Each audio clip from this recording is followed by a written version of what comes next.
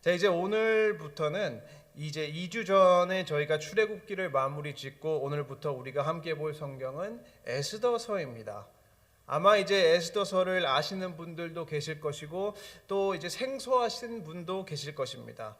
뭐 이름은 많이 들어봤는데 이야기는 잘 모를 수도 있는데 그래도 괜찮습니다. 왜냐면은 이제 시간을 지내면서 에스더서를 볼 텐데 에스더는 가장 쉽게 말하면은 하나님의 구원을 담고 있는 이야기입니다. 왜냐면은 우리가 이스라엘의 역사를 잠시 생각을 해보면은 이스라엘 왕국이 이제 솔로몬 왕 이후로 분열이 되고 북이스라엘 그리고 남유다로 나뉘고 또 그럼에도 불구하고 이제 분열이 됐었음에도 불구하고 하나님께 계속 범죄함으로써 북이스라엘은 먼저 아수르에게 점령을 당했습니다.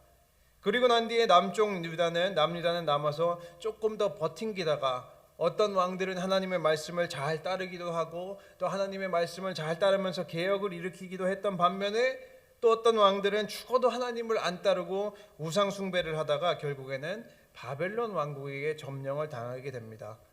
그러다가 이제 시간이 지나서 남유다를 정복했던 바벨론 제국이 힘이 약해져 가지고 바사 또는 오늘말로 페르시아 제국이 이 바벨론을 점령하게 됩니다.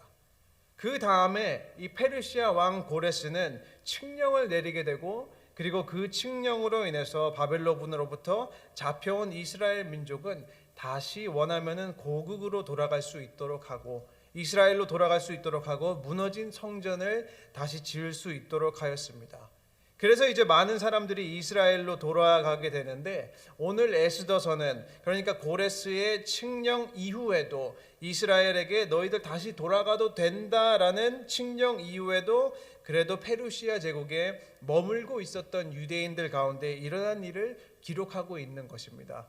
그러니까 적지 않은 유대인들이 계속해서 페르시아와 같은 이제 이방 땅에 남아서 살았는데 항상 이들은 이제 자신들의 전통과 신앙을 그러니까 우리가 이제 출애굽기를 통해서 본 이스라엘 어떤 출애굽의 역사, 언약 그리고 율법 이런 것들을 중심으로 다른 종교들과 타협을 하지 않고 살아갔기 때문에 굉장히 박해를 많이 받았습니다. 이 에스더서는 또 한편으로 보면은 이 박해받는 유대인들의 상황을 잘 보여주고 동시에 이 가운데서 하나님께서 어떻게 역사하셔서 이 사람들을 보호하시고 인도하시는지를 우리가 잘 보게 될 것입니다. 이제 함께 앞으로 정해진 시간 동안 에스더서를 읽고 생각을 할 때 이것을 통해서 우리의 삶에도 또 우리가 하루하루를 살 때도 보호하시고 우리를 인도하시는 하나님을 볼 수 있었으면 합니다. 자, 이제 에스더의 내용을 보기 전에 우리가 먼저 생각해 볼 수 있는 것은 이것입니다. 분명히 에스더서는 하나님의 보호하심과 하나님의 인도하심을 나타내는 책입니다. 그런데 문제는 에스더서를 읽으면은 하나님이라는 이름이 단 한 번도 나오거나 언급이 되지 않습니다. 하나님이라는 이름이 한 번도 안 나와요. 오늘 읽은 1장에서도 하나님이라는 것이 이름이 안 나오고 에스더는 총 10장이 있는데 그곳에서조차 하나님이라는 이름이 한 번도 나오지 않습니다. 그래서 만약에 우리 성도님들 중에서 에스더서를 읽으시다가 하나님이라는 이름을 찾으시면은 저한테 보여주시면은 제가 10,000,000불을 드리겠습니다. 그만큼 에스더서를 봐도 어디를 봐도 하나님이라는 이름은 나오지 않습니다. 그래서 이제 옛날에 마틴 루터 같은 사람들은 야 하나님의 이름이 나오지도 않는데 어떻게 에스더가 성경에 포함될 수 있냐라고 따지기도 했었습니다. 그렇지 않습니까? 분명히 하나님의 보호하심과 하나님의 인도하심을 주제로 하고 있는 책인데 어찌하여 하나님의 이름이 단 한 번도 나오지 않을 수 있을까라는 고민이 들게 되는데 어느 날 이 사실 하나님의 이름이 단 한 번도 에스더에는 언급이 되지 않는다는 것을 가지고 가만히 묵상을 했을 때 우리는 더 깊은 뜻을 알 수 있는 것이 오히려 반대로 하나님의 이름이 언급이 되지 않고 있기 때문에 우리는 이것을 보고 하나님은 보이시지 않지만 때로는 우리가 하나님을 느낄 수 없지만 그래도 항상 이스라엘을 위해서 그래도 항상 우리를 위해서 쉬지 않고 일하시고 계시는구나라는 것을 더욱 명확하게 볼 수 있는 것입니다. 왜냐하면 에스더서의 이야기는 마치 소설같이 진행이 되는데 하나님의 이름이 언급이 되지는 않지만 일어나는 모든 사건 구비구비마다 하나님의 손길이 뻗치지 않는 것이 없다는 것을 우리가 볼 수 있기 때문입니다. 하나님은 항상 역사하고 계시며 일어나는 모든 일들을 통해서 하나님의 뜻과 하나님의 계획을 이루시고 계십니다. 그래서 에스더서는 또 다른 관점으로 보았을 때 하나님의 섭리를 가장 잘 표현하는 책이라고도 할 수 있습니다. 이제 우리가 섭리라는 단어를 생각을 할 때 이 섭리라는 단어는 라틴어로 프로비디오라고 합니다. 이 프로비디오라고 하는 것은 두 개의 단어가 하나를 이루는 것인데 여기에서 프로는 앞을 뜻합니다. 프로는 앞을 알고 미래를 말하는 것이고 그러면은 비디오는 무엇이겠습니까? 비디오는 보는 것입니다. 그러니까 프로비디오 또는 섭리라는 단어는 우리가 이제 가장 쉽게 생각할 수 있는 것은 앞에 있는 것을 보는 것이라는 것을 뜻하는데 그러니까 이것이 하나님의 섭리라는 말에 적용이 되면은 하나님께서 모든 것을 주관하시고 세상에 일어나는 모든 일들을 예견하시고 거기에 따라서 하나님께서 다스리시는 것을 뜻하는 것이 섭리입니다. 오늘날 우리가 하나님의 섭리 가운데 우리를 인도하신다라는 표현을 하면은 그것은 하나님의 예견과 하나님의 지혜와 하나님의 사랑을 통해서 우주에서 발생하는 모든 일을 돌보시고 이끄시는 하나님의 통치를 표현하는 것이 섭리입니다. 하나님은 모든 만유를 다스리시고 나라들의 사건과 사람의 생명, 사람의 성공과 실패, 또 자기 백성을 보호하시며 다스리시는 것이 하나님의 섭리입니다. 그렇기 때문에 좀 다른 이야기이긴 하지만 우리가 하나님을 믿는 크리스찬으로서 크리스찬에게는 운명이나 팔자라는 것은 없습니다. 모든 것은 하나님의 섭리 아래 있기 때문입니다. 제가 전에 말씀드렸던 것처럼 우리가 크리스찬으로서 신앙생활을 하면서 가장 신비스러운 비밀 중 하나는 하나님의 섭리와 사람의 선택은 항상 협력하여 선을 이룬다는 것입니다. 하나님의 섭리 안에서 모든 것을 인도하고 이끌어가고 계시지만 그 가운데서 사람은 자유로운 선택을 하게 되고 이 두 가지는 협력하여서 선을 이루게 되는 것이 가장 신비스러운 비밀 중에 하나입니다.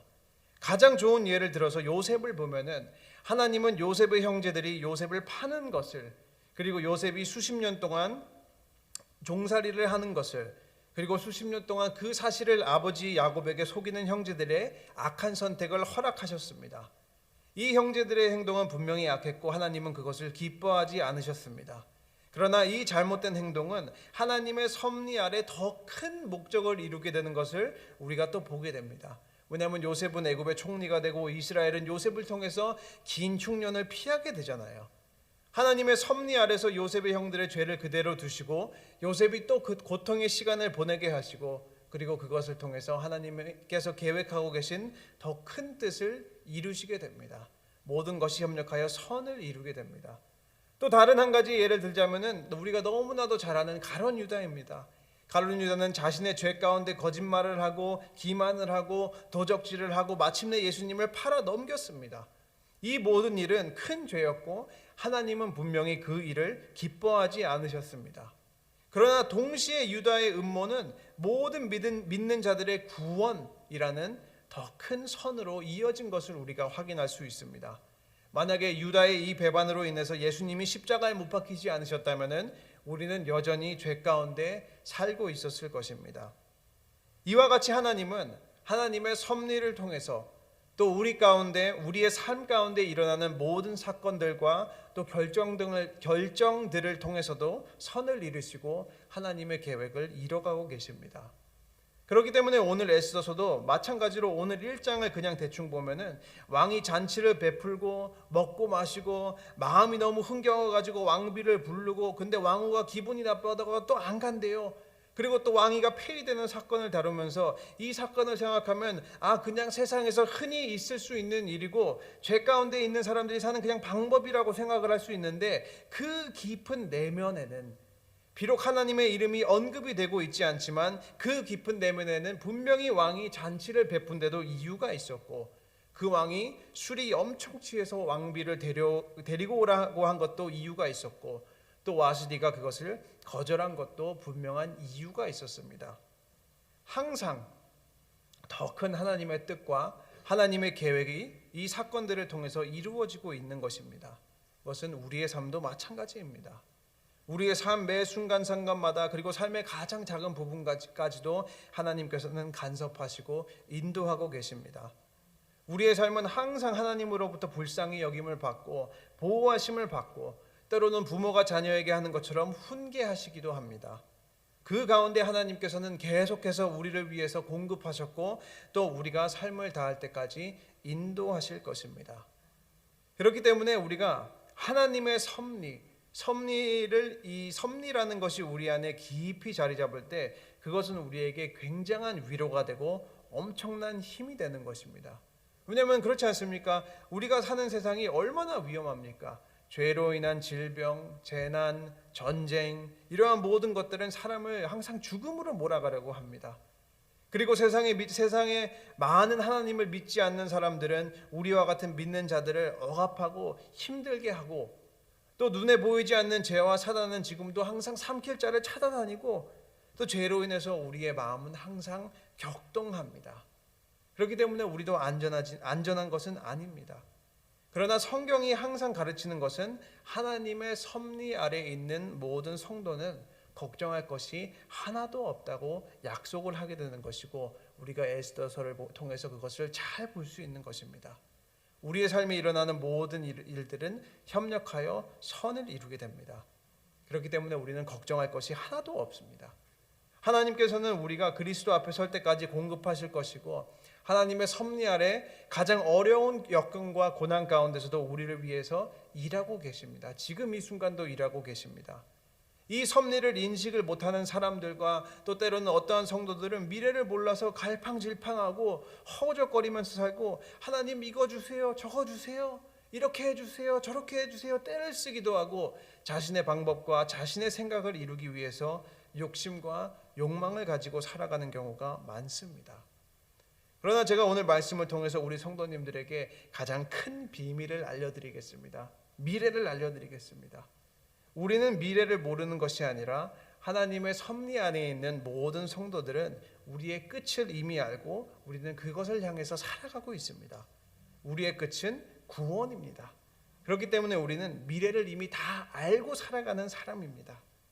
그리고 하나님의 섭리는 이 우리를 구원에 매일 조금 더 가까이 할 수 있도록 인도하고 있는 것입니다.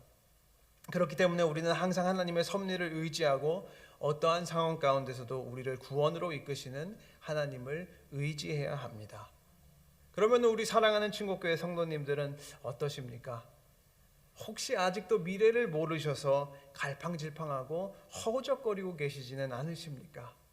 아니면 예수 그리스도를 통해서 이루어진 길을 통해서 하나님의 섭리를 전적으로 의지하면서 사시겠습니까? 그렇죠? 항상 하나님의 섭리에 대한 것이 마음속 깊은 내면에 있으시기를 주님의 이름으로 축원합니다. 이제 본문을 간략히 볼게요. 1절을 보면은 이렇게 되어 있습니다. 이 일은 아하수에로 왕 때에 있었던 일이니, 아하수에로는 인도로부터 구스까지 127지방을 다스리는 왕이라. 이제 본문은 페르시아 아하수에로 왕 때에 있었던 일입니다. 그는 페르시아의 네 번째 왕이었고, 1절에 의하면은 그는 인도로부터 구스, 그러니까 애굽의 남쪽까지 다스리는 엄청나게 큰 지방을 다스리는 왕이었다고 기록을 합니다. 그런데 어느 날 이 왕 아하수에로는 이제 장수와 각 지방의 관리들을 모아가지고 잔치를 베풀기 시작하는데, 파티를 벌이기 시작하는데, 이 파티는 무려 180일, 6개월 동안 지속이 됩니다. 3절하고 4절을 보면 이렇게 되어 있습니다. 왕위에 있는 지 제3년에 그의 모든 지방관과 신하들을 위하여 잔치를 베푸니, 바사와 메대의 장수와 각 지방의 귀족과 지방관들이 다 왕 앞에 있는지라. 왕이 여러 날 곧 180일 동안에 그의 영화로운 나라와 부함과 위엄의 혁혁함을 나타내니라. 그러니까 페르시아에 있는 리더들, 지방들을 다스리고 있는 자들을 모아서 자신의 어떤 국력을 과시하는 목적으로 6개월 동안 잔치를 벌이고 또 그 다음에 왕은 추가로 일주일 동안 수산성에 있는 백성을 위하여 또 한 번 잔치를 베풀게 됩니다. 6절하고 7절에서 그 잔치에 대해서 설명을 하는데 또 다시 한번 그 나라에 엄청나게 가지고 있는 부와 위엄이 또 한 번 나타나는 것입니다. 6절하고 7절을 보면은 백색, 녹색, 청색 휘장을 자색하는 배의 줄로 대리석 기둥 은고리에 메고 금과 은으로 만든 걸상을 화반석, 백석, 운모석, 흑석을 깐 땅에 진설하고 금잔으로 마시게 하니 잔의 모양이 각기 다르고 왕이 풍부하였으므로 어주가 한이 없으며. 그러니까 파티장을 만들고 거기에 엄청나게 휘황찬란하게 취장을 하고 먹고 마시는 장면이 나옵니다. 이 기록에 의하면은 이때 고대 페르시아 왕국은 4개의 수도가 있었습니다. 그중 오늘 본문에 나오는 수사는 왕이 봄에 머무는 곳이었습니다. 봄에 이 왕이 있었대요. 그러니까 이 모든 것을 조합을 해서 상상을 해보면은 성 주변은 굉장히 파릇파릇하고 또 세상에서 가장 뛰어난 악사들이 연주하는 음악 아래 최고의 엘리트들이 지방의 어떤 관리들이 모여서 180일 동안 잔치를 벌이고 먹고 마시고 호화로운 장식과 넘치는 술로 흥청망청하게 살게 됩니다. 저는 이 부분을 읽고 이게 과연 도대체 어떠한 모습일까라는 것이 궁금했었습니다. 왕이 만약에 180일 동안 잔치를 벌이면은 얼마나 아름답고 얼마나 위대했을까라는 생각이 들고 또 그러면서 문득 오늘 본문에서 나온 사람들이 어떤 풍요롭게 흥청망청하게 이 아름다운 모습, 풍요롭게 먹고 마시는 장면을 생각하고 또 그것을 제 삶에 비추어 보니까 제가 뭔가 또 초라해 보이더라고요. 그런데 이와 같이 오늘 1장에서 나오는 잔치가 보여주는 이 엄청나게 부각이 되는 화려함과 과장됨은 우리의 삶과 멀지가 않습니다. 왜냐하면 오늘날도 이 세상도 이 페르시아의 모습처럼 과장되고 화려하고 오늘날도 잔치를 벌이고 아무런 생각이 없이 흥청망청 살고 향락에 취해서 방탕한 모습을 오늘날도 우리 주변에 많은 사람들이 살고 있습니다. 그리고 그 가운데 가진 것이 없고 힘이 없는 우리는 초라해 보이기도 합니다. 특히나 화려하고 어떻게 보면 과정됨의 중심은 이 뉴욕에 이 맨하탄에 살고 있는 뉴욕에 살고 있는 우리의 모습도 초라해 보이기만 합니다. 그러나 우리가 말씀을 통해서 생각을 해볼 수 있는 것은 이 화려한 잔치 가운데 하나님은 페르시아 왕국 중심에 하나님을 따르는 신실한 에스더를 세우실 준비를 하고 계셨습니다. 그리고 이와 같이 하나님께서는 페르시아와 같이 먹고 마시고 향락에 취한 이 뉴욕 가운데에도 우리와 같은 성도를 심을 준비를 하고 계시는 것입니다. 하나님께서는 이스라엘의 학살을 막기 위해서 저 아무도 모르는 한 코너에 가장 이 촌스러운 아름답지만 촌스러운 에스더를 준비하고 계셨습니다. 이와 같이 이 세상에 빠져 어디로 갈지 몰라 방황하고 죄 가운데 있는 많은 사람들을 구원하기 위해서 먼저 이 자리에 계신 우리 성도님들을 성도로 크리스찬으로 불러주신 것입니다. 그렇기 때문에 우리의 부르심은 우리 모든 성도님들은 귀하고 특별한 분이십니다. 우리가 하나님의 신실하심과 하나님의 섭리를 따를 때 그 섭리를 믿는 것이 우리 안에 내면의 깊은 곳에 자리 잡고 있을 때 하나님은 우리를 세상 속에 그리고 이 시대 속에 페르시아의 에스더를 사용하신 것처럼 우리도 사용하시고 우리를 통해서 하나님의 영광이 나타나는 귀한 사역을 이루도록 세워주실 것입니다. 그렇기 때문에 우리는 하나님을 믿는다는 것을 가지고 초라해 하실 필요가 없고 세상의 부귀영화를 가지고 우리의 삶과 비교할 필요가 없습니다. 수많은 사람들 중에 먼저 우리는 주의 자녀로 부르심을 받았고 우리는 우리의 삶을 통해서 하나님의 영광을 나타내는 귀한 목적으로 부르심을 받은 아름답고 존귀한 성도님들이시기 때문입니다.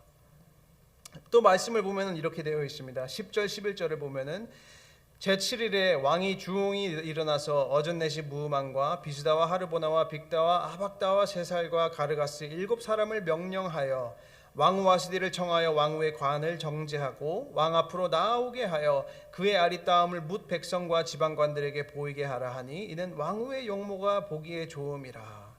이제 세상에서 없었던 유일무이한 잔치를 벌이니까 왕도 많이 취하게 되고, 또 취하니까 왕비가 생각이 나가지고 넷이 7명을 시켜서 왕후를 데리고 오라고 합니다. 그 아하수에로 왕은 자신의 와이프를 자랑을 하고 싶어서 왕비의 아름다움을 다른 사람에게 보이려고 한 것입니다. 그런데 여기서부터 문제가 시작이 됩니다. 왕이 와스디를 불렀는데 와스디는 이를 거절을 하게 됩니다. 싫다고 안 간대요. 만약에 와스디가 왕의 말에 순종하고 그 와스디가 왕의 말을 듣고 나왔더라면 에스더 이야기는 왕궁에서 그냥 평범하게 일어날 수 있는 일로 끝났을 것입니다. 그러나 왕후가 교만해서인지 아니면은 요구가 너무 불쾌한 요구인지는 모르지만 어찌됐든 안 간다고 말을 하게 됩니다. 아마 왕후가 술 취한 사람들 앞에서 왕후로서의 어떤 위험이 손상을 당할까봐 가지 않은 것으로 볼 수 있습니다. 그러나 그의 왕은 진노하게 됩니다. 12절을 보면은 그러나 왕후 와스디는 내시가 전하는 왕명을 따르기 싫어하니 왕이 진노하여 마음속이 불붙는 하더라. 그러니까 많은 신하와 백성들 앞에서 자신이 직접 하달한 명령을 어기니까 자신이 어떤 왕으로서의 위신이 떨어지게 돼서 굉장히 화가 나게 됩니다. 그러니까 너무 화가 나가지고 왕과 지금 가까운 최측근들을 불러서 야 왕비가 내 말을 안 들었는데 어떻게 해야 하냐라는 질문을 묻게 되는 것입니다. 그리고 그 중에 하나가 이러한 말을 합니다. 17절 18절을 보면은 아하수에로 왕이 명령하여 왕후 와스디를 청하여도 오지 아니하였다 하는 왕후의 행위의 소문이 모든 여인들에게 전파되면 그들도 그들의 남편을 멸시할 것인즉 오늘이라도 바사와 메대의 기부인들이 왕후의 행위를 듣고 왕의 모든 지방관들에게 그렇게 말하니 멸시와 분노가 많이 일어나리이다. 이게 조금 웃긴 것이 왕비가 잘못한 것을 논하고 어떻게 해야 왕의 위엄을 보호할 수 있을까라는 것을 최우선적으로 고민하는 것보다는 이 사람들에게 더욱 중요했던 것은 왕비가 왕의 말을 안 들었으면 그리고 그 소문이 페르시아에게 들리면은 내 와이프는 나한테 어떻게 하겠냐라는 것을 더 걱정하게 됩니다. 그러니까 왕비가 왕의 말을 안 들었으니까 내 와이프도 내 말을 안 들을 것이라고 그것을 더 걱정하게 됩니다. 그러면서 페르시아의 모든 와이프들이 남편을 무시하게 되는 큰 일이 생길 수도 있으니까 빨리 조치를 취해야 한다는 것을 권면하고 있습니다. 어떻게 보면은 이 이야기를 보면은 그냥 코미디 같아요. 그러면서 추천을 하는 것이 19절에서는 왕이 만일 좋게 여기실진대 와스디가 다시는 왕 앞에 오지 못하게 하는 조서를 내리되 바사와 메대의 법률에 기록하여 변개함이 없게 하고 왕후의 자리를 그보다 나은 사람에게 주소서. 그러니까 이 사람들이 하는 말에 의하면은 와이프들이 말을 안 들으면 안 되니까 왕은 법으로 와스디를 폐하고 또 그것을 문서화된 명령을 내리시고 페르시아에 있는 모든 와이프들이 남편의 말을 들을 수 있도록 하옵소서, 그렇게 말하는 거예요. 근데 더 웃긴 것은 왕이 이것을 가지고 굿 아이디어, 야 너 아이디어 좋다, 그렇게 하자라고 하는 거예요. 21절하고 22절을 보면 왕과 지방관들이 그 말을 옳게 여긴지라 왕이 무무간의 말대로 행하여, 그리고 22절을 보면은 각 지방 각 백성의 문자와 언어로 모든 지방의 조서를 내려 이르기를 남편이 자기의 집을 주관하게 하고 자기 민족의 언어로 말하게 하라 하였더라. 그러니까 이렇게 됨으로써 왕이 와스디를 불렀는데 와스디는 또 안 간다고 하고, 또 안 간다고 하니까 주변에 있는 사람들은 그 어떤 남편으로서의 위상이 떨어질까를 걱정을 해요. 법으로 만들어 가지고 왕후를 폐위를 하고 남편의 어떤 위엄을 보호했다는 이러한 이야기를 에스더 1장에서 담고 있는 것입니다. 어떻게 보면은 진짜 시트콤에 나올 만한 얘기처럼 어이가 없습니다. 아니 무슨 남편의 위엄이 자칫하면 무너질 수 있는데 그것을 막고, 뭐 파티를 벌였는데 왕비가 왕의 말을 안 듣고 신하들은 이로 인해서 자기 와이프를 걱정하고, 굉장히 어이가 없으시지 않으십니까? 그런데 절대로 어이가 없는 일들이 아닙니다. 하나님께서 일하심의 결과입니다. 하나님의 섭리의 결과입니다. 이로 인해서 왕후의 자리는 공석이 되고 이 자리를 다음 주에 보겠지만 에스더가 오를 수 있도록 하나님께서 일하시고 계심의 결과입니다. 우리가 섬기는 여호와 하나님은 세상의 왕들과는 다릅니다. 하나님은 우리에게 한량없는 자비와 한량없는 사랑과 은혜를 베푸시고 택하신 백성을 끝까지 사랑하십니다. 하나님께서는 모든 것을 예비하시고 준비하시고 또 우리를 환난 날에 버려두지 아니하시고 우리를 시험 당할 때에 절대로 외면하지 아니하고 계십니다. 비록 하나님의 이름이 에스더에 나오지 않는 것처럼 우리가 하나님을 눈으로 볼 수 없다 하여도 하나님은 그래도 항상 우리를 위하여 쉬지 않고 일하시고 계시고 모든 것을 통해서 선을 이루고 계십니다. 그것을 우리가 에스더 1장에서 보게 되는 것입니다. 그렇기 때문에 오늘도 새 하루를 사시면서 보이지는 않지만 그래도 우리를 위하여 일하시고 계시는 하나님을 항상 신뢰하시고 그 하나님을 의지하시고 세상을 의지하는 것이 아니라 하나님을 또 하나님의 섭리를 깊게 믿으시는 그리고 또 따르시는 성도님들이 되시기를 주님의 이름으로 축원합니다. 아멘. 기도하겠습니다. 사랑의 하나님 감사합니다. 주님, 우리가 에스더서를 읽기 시작하면서 하나님의 섭리를 생각해 보았습니다.